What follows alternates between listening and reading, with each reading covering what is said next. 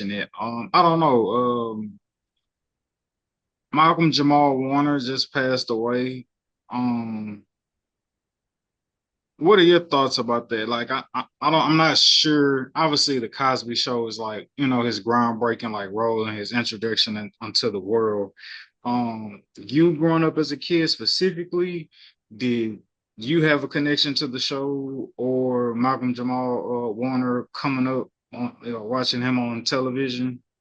Yes, I did.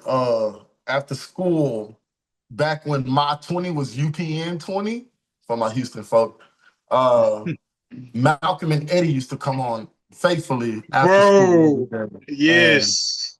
and that's how Eddie Griffin became my favorite comedian because I kind of watched him.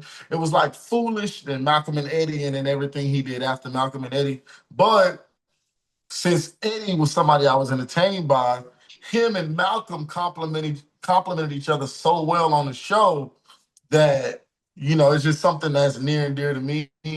As far as nostalgia goes, your upbringing, the jokes, the anecdotes, the settings.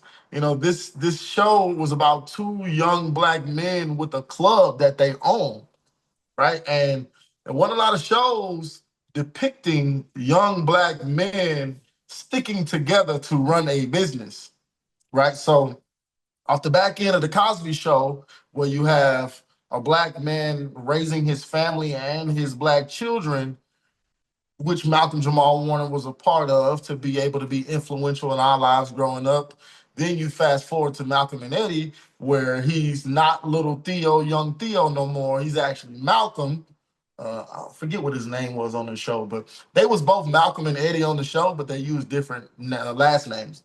But Malcolm on the show with Eddie would kind of be the voice of reason for the couple. It's like Eddie was all crazy and sporadic and an X Factor wild card, and Malcolm was always put together, calm, reserved, the voice of reason, the voice of logic.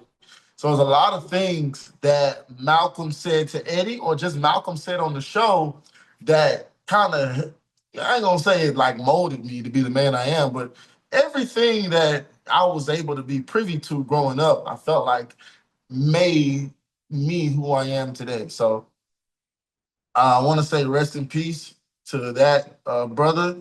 I'm praying for his family, his friends, his kids, if he had grandkids, because to us it ain't nothing. Somebody famous passes away, it ain't nothing to us because our day don't change, our life don't change. But they are humans just like we're humans, and they're leaving behind other humans that loved and cared for them. So I just felt I wanted to use my platform to be able to highlight this moment in time, just so that people know that respect the game will always respect the game. That's past, present, future. Here today, gone tomorrow. We're gonna always respect the game. So rest in peace, Malcolm Jamal Warner. And thank you for your service. Thank you for your laughter. Thank you for your entertainment. Thank you for your life lessons. Man, and speaking of life lessons, one of it's believed to be Malcolm Jamal Warner's last video posted on social media before his passing, and I just wanted to I wanted to cue that up for the listeners and viewers out there. So take a listen to this. What's good?